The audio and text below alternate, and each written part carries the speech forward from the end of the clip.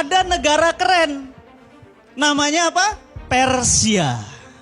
Persia itu wilayahnya mana saja? Dari mulai India, semua India, masuk kemudian Afrika sebagian, masuk kemudian daerah Jazirah Arab sebagian, sampai kemudian perbatasan Romawi. Bayangkan kekuasaannya sekitar 1201 tahun, 12 abad Persia memimpin dunia. Persia, Bu, luas wilayahnya coba lihat itu, 7,4 juta kilometer. 7,4 juta. Maaf, jujur, Indonesia berapa luasnya? Indonesia itu luasnya 2 juta kilometer. Berapa? 2 juta kilometer. Persia berapa? 7,4. Nah, lihat. Ini gerbang kotanya. Jadi kalau orang mau datang ke ibu kotanya di Ctesiphon, ini gerbang ibu kotanya. Itu sudah di atas, sudah runtuh, rompal. Itu manusia kecilnya cuma segitu. Itu di zaman itu tidak ada lift, tidak ada helikopter. Persia bisa bangun bangunan seperti itu di zaman itu. Dan bukan hanya itu, kita lihat lagi. Nah, lihat. Mereka mampu membangun gedung-gedung tinggi. Bahkan Persia punya militer, punya tentara yang tidak pernah kalah perang. Agamanya apa Persia? Kristen? Bukan. Yahudi? Bukan. Agamanya Majusi. Apa itu Majusi? Menyembah api. Masih ingat Ibu? Pada saat Nabi kita Muhammad SAW lahir, api-api di kerajaan Majusi mendadak mati. Mereka kaget, kok mati? Ada apa? Ada apa? Bingung semuanya. Ternyata apa?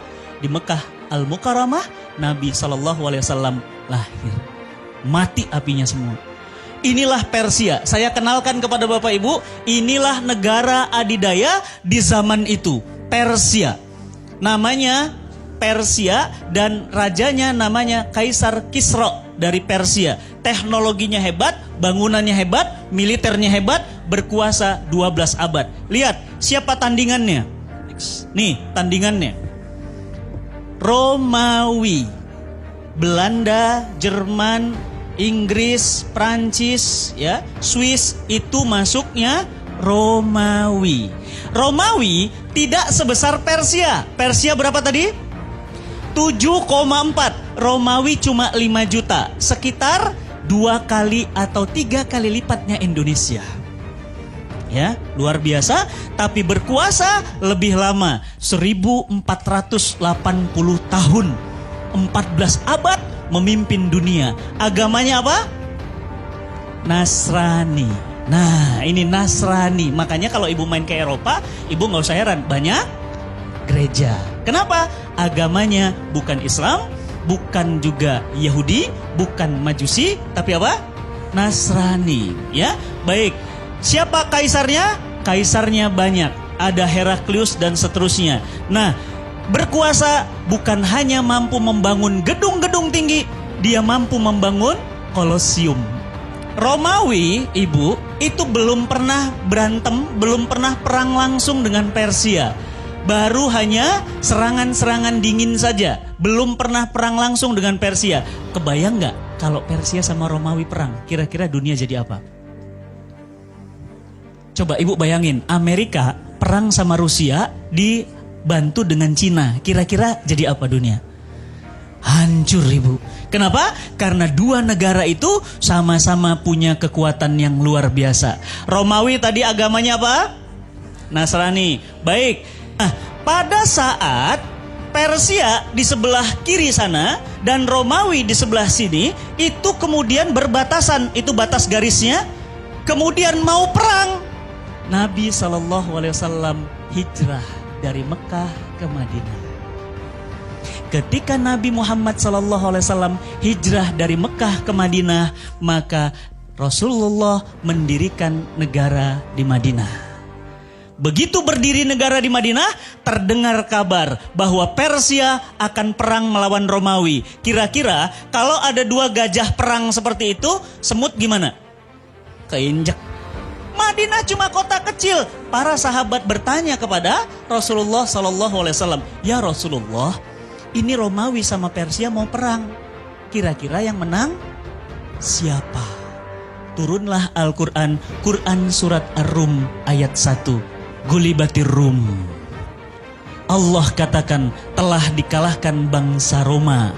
Dan kemudian dalam waktu yang setelah itu sekitar 10 tahun kata Al-Quran, min bid'in sinin, maka nanti Persia akan kemudian dikalahkan oleh Romawi. Berarti pemenang terakhirnya siapa? Romawi. Gulibatir Rum, kata Allah. Nanti Romawi kalah, kemudian 10 tahun kemudian, kurang dari 10 tahun, Persia hancur, dihantam oleh Romawi. Apa yang Al-Quran katakan benar. Ibu tahu banyak orang masuk Islam. Kenapa masuk Islam? Karena Al-Quran bisa membaca apa yang terjadi yang akan datang.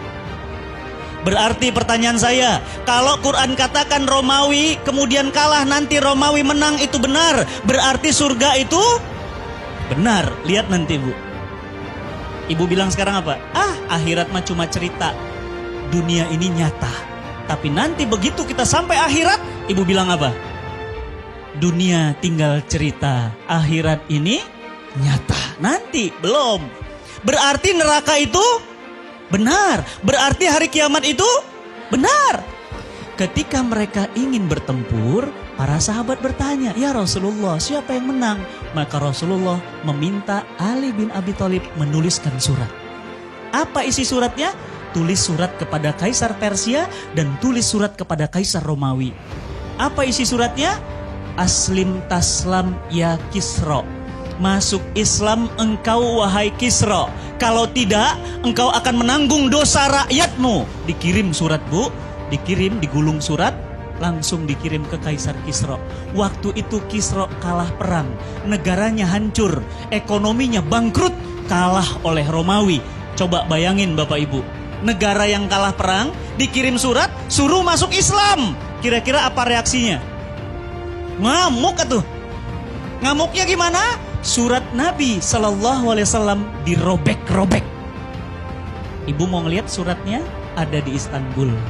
Kalau ibu nanti ada rezeki sama keluarga, ada waktu, mainlah ke Istanbul. Main ke Istana Topkapi, nanti di dalam itu ada surat Nabi yang dirobek-robek. Masih ada suratnya. Suratnya dirobek-robek, bukan cuma suratnya dirobek. Apa yang terjadi?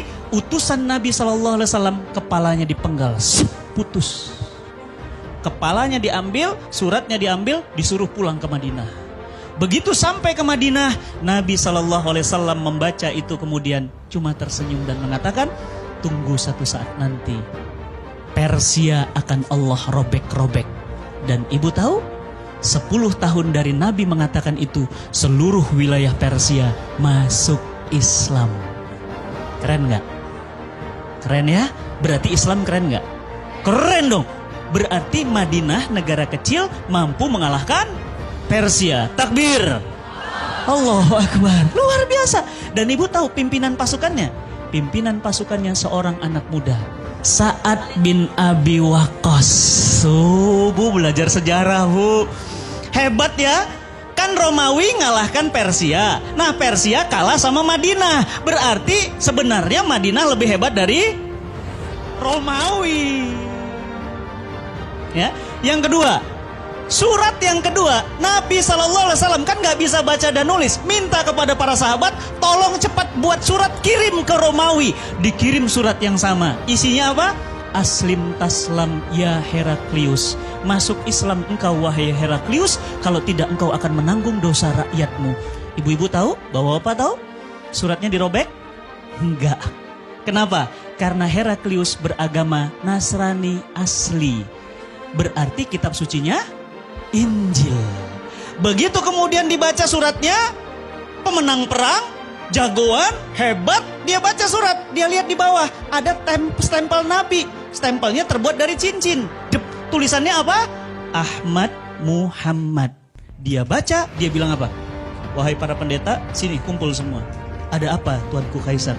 Coba baca surat ini. Ini ada surat dari Madinah, namanya Ahmad Muhammad. Bukankah ini ada dalam kitab suci kita?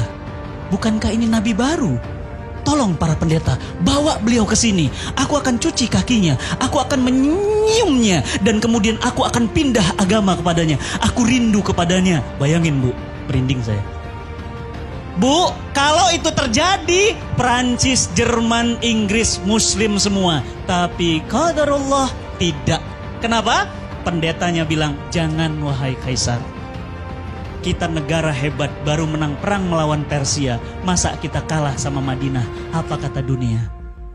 Paham? Akhirnya apa? Terus kita harus lakukan apa? Tolong kirim pasukan perang, kata para pendetanya. Kita coba uji sehebat apa Madinah itu.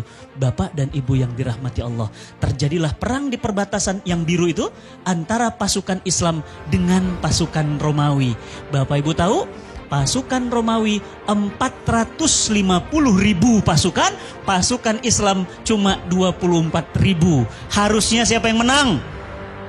Romawi dong, menang lawan Persia, pasukannya elit, militernya kuat. Tapi ternyata hancur berkeping-keping pasukan Romawi di tangan kaum muslimin. Siapa pimpinan pasukannya? Khalid bin Walid, Saifullah.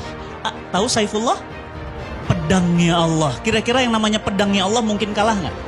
Malu dong, masa pedang Allah kalah? Ibu, Saifullah, Khalid bin Walid itu mu'alaf. Baru masuk Islam, tapi mampu menaklukkan Romawi. Berarti pertanyaan saya, siapa yang mengalahkan Persia dan Romawi? Madinah. Iya, Allah, semuanya Allah. Berarti siapa yang mengalahkan Persia dan Romawi? Madinah.